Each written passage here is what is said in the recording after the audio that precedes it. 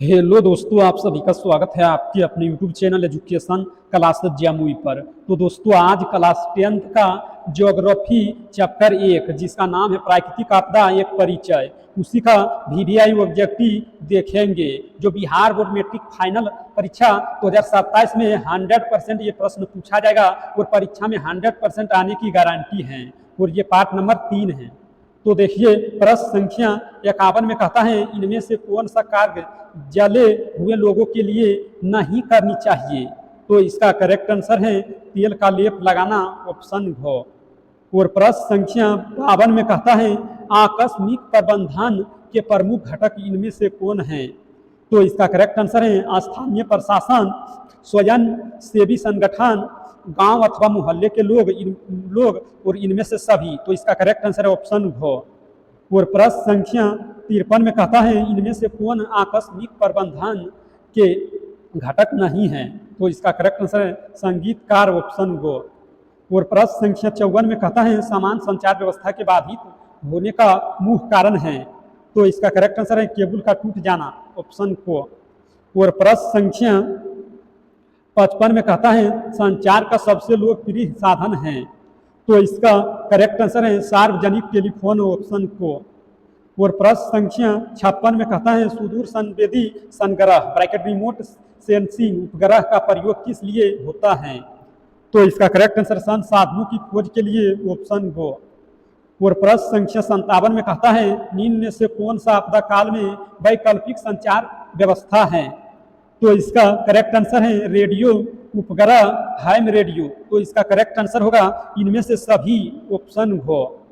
और प्रश्न संख्या 58 में कहता है 2001 में भारत के किस राज्य प्रश्न संख्या 58 में कहता है सन 2001 में भारत के किस राज्य में। तो इसका आधे क्वेश्चन है, तो इसका करेक्ट आंसर होगा गुजरात, ऑप्शन गो। और प्रश्न संख्या 59 में कहता है भूकंप संभावित क्षेत्रों में भवनों की आकृति कैसी होनी चाहिए। तो इसका करेक्ट आंसर है आयताकार, ऑप्शन घ। और प्रश्न संख्या 60 में कहता है भूस्खलन है। तो इसका करेक्ट आंसर है प्राकृतिक आपदा, ऑप्शन को। और प्रश्न संख्या 51 में कहता प्रश्न संख्या 61 में कहता है इनमें से कौन प्राकृतिक आपदा नहीं है। तो इसका करेक्ट आंसर आतंकवाद, ऑप्शन सी। और प्रश्न संख्या 62 में कहता है सुनामी का प्रमुख कारण क्या है। तो इसका करेक्ट आंसर समुद्र में भूकंप का, ऑप्शन ए। और प्रश्न संख्या 63 में कहता है इनमें से कौन मानव जनित आपदा है। तो इसका करेक्ट आंसर है सांप्रदायिक दंगे, आतंकवाद, महामारी। तो उपयुक्त सभी होगा, ऑप्शन डी। और प्रश्न संख्या 64 में कहता है नदियों में बाढ़ आने का प्रमुख कारण क्या है।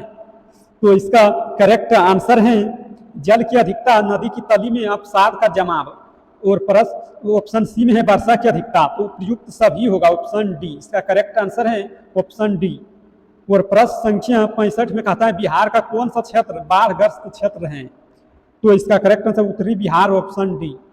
और प्रश्न संख्या 66 में कहता है निम्नलिखित में से किस नदी को बिहार का शोक कहा जाता है। तो इसका करेक्ट आंसर है कोसी, ऑप्शन सी। और प्रश्न संख्या 67 में कहता है प्रश्न संख्या 67 में कहता है सूखे के लिए जिम्मेवार कारक है। तो इसका करेक्ट आंसर वर्षा की कमी, ऑप्शन ए। और प्रश्न संख्या 68 में कहता है बाढ़ क्या है। तो इसका करेक्ट आंसर है प्राकृतिक आपदा, ऑप्शन ए। और प्रश्न संख्या 69 में कहता है सूखे की स्थिति किस प्रकार आती है। तो इसका करेक्ट आंसर है धीरे धीरे, ऑप्शन सी। और प्रश्न संख्या 70 में कहता है सूखा किस प्रकार की आपदा है। तो इसका करेक्ट आंसर है प्राकृतिक आपदा, ऑप्शन ए। और प्रश्न संख्या 71 में कहता है भूकंप केंद्र के ऊर्ध्वाधर पृथ्वी पर स्थित केंद्र को क्या कहा जाता है। तो इसका करेक्ट आंसर है अधिकेंद्र, ऑप्शन बी।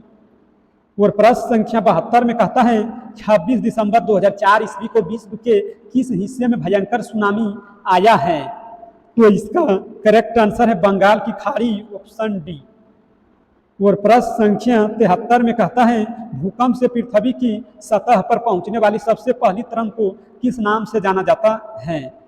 तो इसका करेक्ट आंसर है पी तरंग, ऑप्शन ए। और प्रश्न संख्या 74 में कहता है महासागर के तली पर होने वाले कंपन को किस नाम से जाना जाता है। तो इसका करेक्ट आंसर है सुनामी। Option C. और प्रश्न संख्या 75 में कहता है बाढ़ के समय निम्नलिखित में से किस स्थान पर जाना चाहिए। तो इसका करेक्ट आंसर है ऊंची भूमि वाले स्थान पर, ऑप्शन ए। अगर इस वीडियो पसंद आया तो लाइक करना और इस चैनल पर पहली बार है तो चैनल को सब्सक्राइब करना, ताकि जब भी वीडियो डालेंगे तो उसका नोटिफिकेशन आप तक पहुंचेगा और आप सबसे पहले देख पाएंगे।